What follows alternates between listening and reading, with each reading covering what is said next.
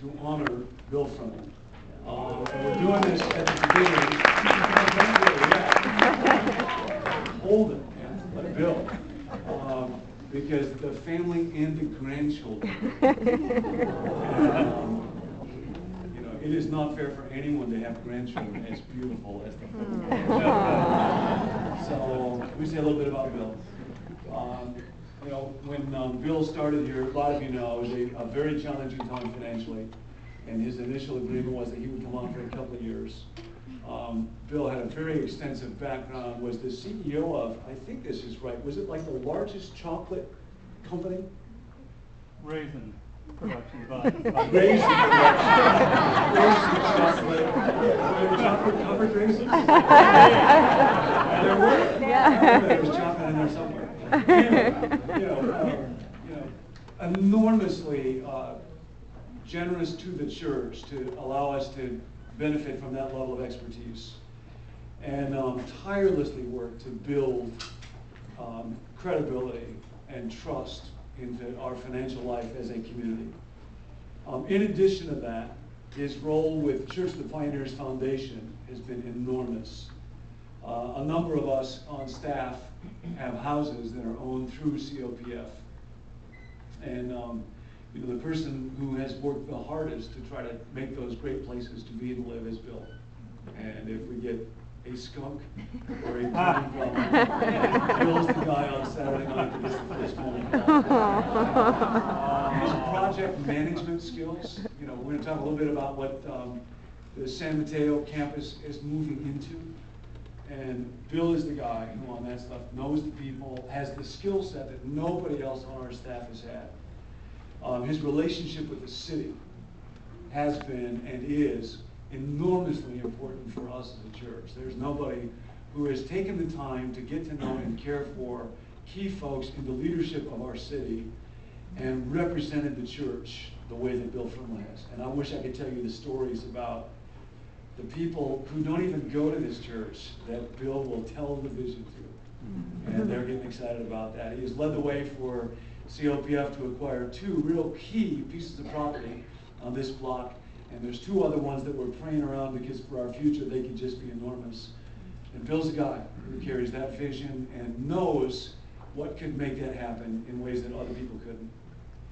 His love for the Lord is contagious. His commitment to spiritual formation is extraordinary.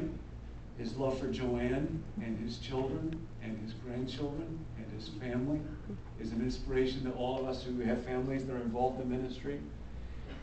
Really the only character flaw I can see in Bill is he roots for the Giants and for the St. Louis Cardinals, depending on who is winning. And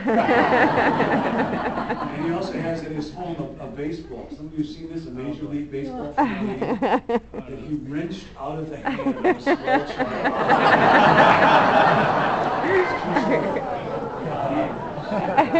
But other than that, he's a really good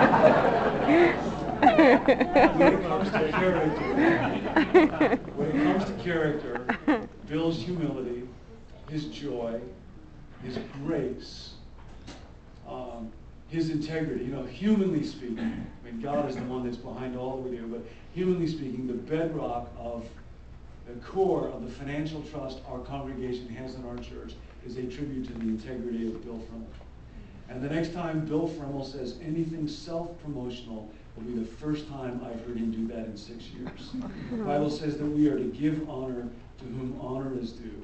And now is our chance to give honor to Bill Frimmel. So would you join me?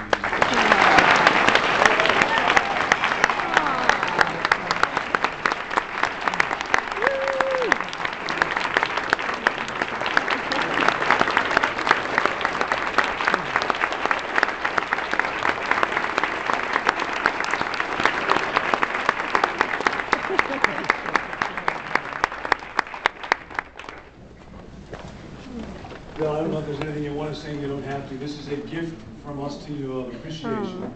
Thank you. It would have been more expensive, but you would not have allowed us to. So, you don't have to say anything. You want to say anything?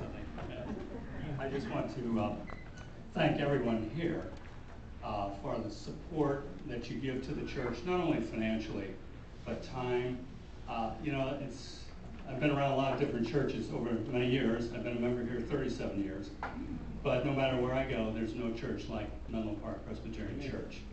And when I started 37 years ago, there were 1,000 members, and it has continually grown. But there was always that bedrock foundation of the original 1,000 that made this church continue to grow.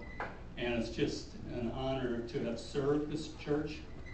I love the church deeply, and I just thank you for the trust you gave me and the opportunity to serve, because it was more of a blessing to me to be able to serve.